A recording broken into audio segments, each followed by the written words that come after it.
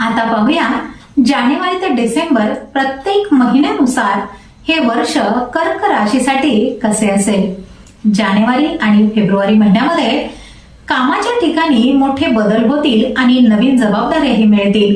मार्च आणि एप्रिल महिन्यात आरोग्याची काळजी घ्या, परंतु मेहनतीमुळे कामातील अडथळ्यांवर मात करून यश मिळेल। मे आणि जून महिन्यामध्ये विवाह आणि भागीदारीच्या दृष्टीने हा काळ महत्वाचा असेल। जुलै आणि ऑगस्ट महिन्यामध्ये भाग्याची साथ मिळाल्याने रखडलेली कामे पूर्ण होतील। सप्टेंबर आणि ऑक्टोबर महिन्यात अचानक आर्थिक लाभ होण्याचीही शक्यता आहे आणि आरोग्याच्या समस्या कमी होतील। नोव्हेंबर आणि डिसेंबर महिन्यात कौटुंबिक शांतता आणि स्थैर्याने वर्षाचा शेवट होईल। आता पाहूयात या वर्षी कर्क राशीने काय करावे आणि काय करू नये।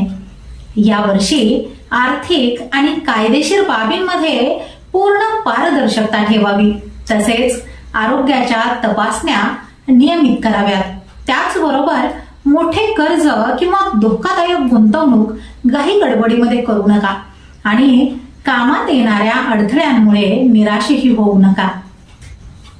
थोडक्यात सांगायचे तर 2026 हे वर्ष तुम्ही पाहिलेली स्वप्न पूर्ण होण्याचे वर्ष आहे।